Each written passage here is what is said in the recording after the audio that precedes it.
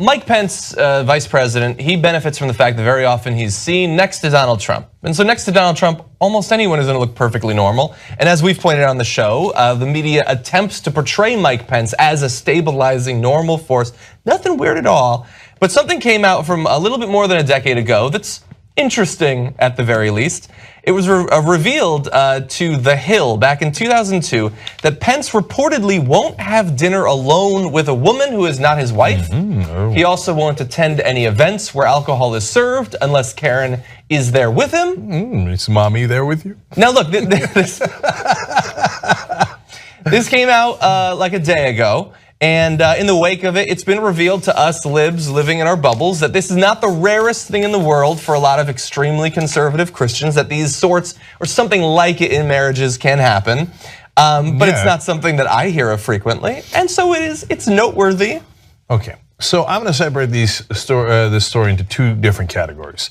One is you can't have dinner with your wife, without your wife, with a woman. And there was another part here where she's apparently, although she doesn't get involved in policy, he does run all of his policy by her. Which, by the way, I can decipher that for you. She's involved in policy.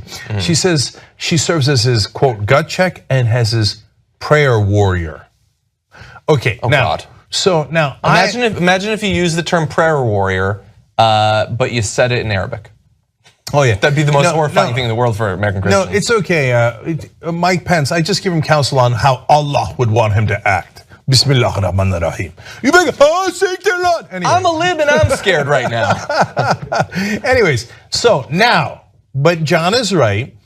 Folks think like that in a lot of the country, and I get it.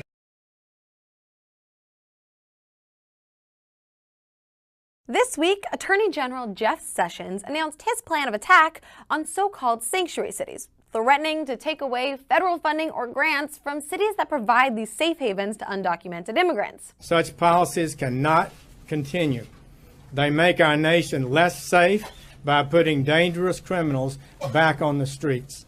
Today, I'm urging states and local jurisdictions to comply with these federal laws, and failure to remedy violations could result in withholding grants. Now, obviously, not complying with the law or allowing dangerous criminals to run rampant through the streets sounds pretty bad. So we can all agree on that. But unfortunately for Jeff, you know, the same guy who happened to forget all his meetings with the Russian ambassador during his confirmation hearing, seems like he also forgot some pretty crucial facts and figures about sanctuary cities as well. I'm Hannah Cranston, and I'm about to school our Attorney General on sanctuary cities. Class is now in sessions. The term sanctuary city is used to describe any area, city, county, or state that has policies in place to limit the local government and police's involvement in and cooperation with federal immigration enforcement actions. AKA, these counties don't snitch on their undocumented residents who are likely escaping hardship in their home countries if they are otherwise law-abiding, non-violent residents. Now, Los Angeles, San Francisco, New York City,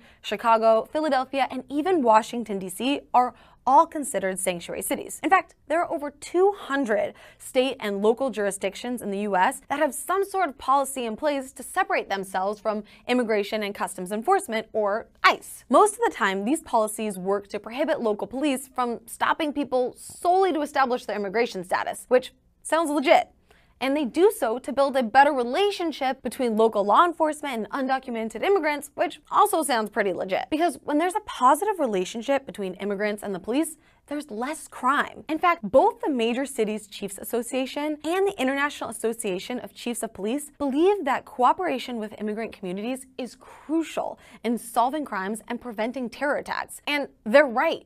Sanctuary cities are actually safer than comparably sized non-sanctuary cities, despite Sessions' remarks. They make our nation less safe. According to FBI crime data, these are real facts, not alternative ones. Sanctuary cities actually experience less crime than comparable non-sanctuary counties. A typical sanctuary county in a large metropolitan area will actually experience almost 700 fewer crimes per 100,000 residents than a metropolis that doesn't offer the same protections. Plus, you get the added bonus of not being an asshole to struggling immigrants who are often fleeing horrible economic and/or dangerous situations in their native lands. By stripping funding and grants, Sessions wants to financially force these cities to hand over undocumented immigrants and punish those who don't, using inaccurate crime statistics as a scapegoat and fear tactic. But yeah, Jeff, let's claw back federal funding and grants that usually go to things like universities, the building of highways, even providing more resources to ensure safety to all who reside there, because that makes total sense and seems like the right thing to do. But you guys know the right thing to do. Share this video with your friends so we can spread the word about how important it is